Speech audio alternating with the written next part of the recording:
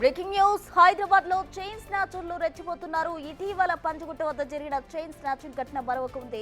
అదే ఘటన పోలిన మరో ఘటన మణికొండ మున్సిపాలిటీలో చోటు చేసుకుంది.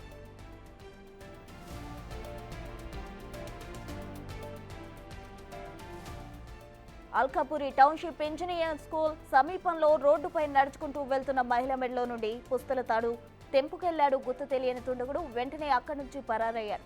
ఈ ఘటనలో మహిళలకు తీవ్ర గాయాలయ్యాయి. కాగా స్థానికుల సమాచారం మేరకు సంఘటనా స్థలికి చేరుకున్న పోలీసులు కేసు నమోదు చేసి దర్యాప్తు చేపట్టారు.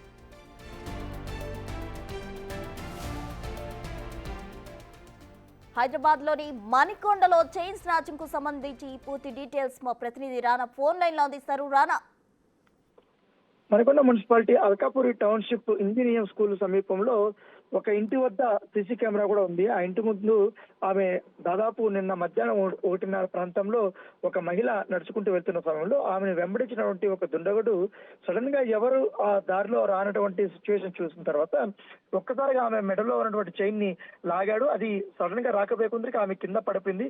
కింద పడిపోయినా కూడా అతనే లాక్కొని అట్లా వెళ్ళిపోయినటువంటి పరిస్థితి కనపడుతుంది. అప్పుడు వెళ్తున్నప్పుడు ఒక్కసారి లాగడంతో ఆమె మెడకి కాస్త చైన్ అంతా తెగింది. ఆమె ఎక్కడ కుప్పకూలిపి ఏడుస్తూ రక్షించండి, నా గొలుసు దొంగతనం చేసి వెళ్ళిపోయాడు, నా పుస్తకాలతో లాక్కొని వెళ్ళిపోతాడు అనేసి కూడా గట్టిగా అనడంతో ఎదురుగా ఉన్నటువంటి ఆ ఇంటి వ్యక్తి బయటకు వచ్చి దొంగ దొంగ అంటూ కూడా అరవడం జరిగింది.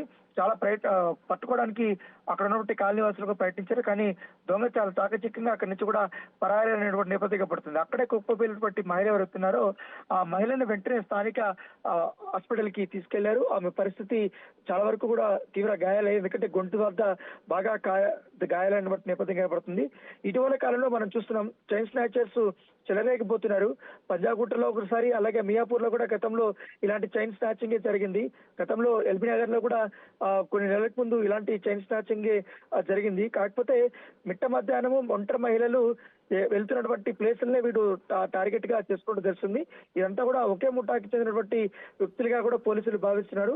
నిన్న ఆ వ్యక్తి ఫేస్ అనేది సీసీ కెమెరాల్లో సరిగా రికార్డు కాలేదు కాబట్టి అతని నడవడిక కానీ అతను ఉన్నటువంటి ఇది కానీ ఎందుకంటే అతను ఈజీగా గుర్తుపడతామని పోలీసులు చెప్తారు. అతని కోసం ఇప్పటికే పోలీసులు గాలింపు చర్యలు చేపట్టారు.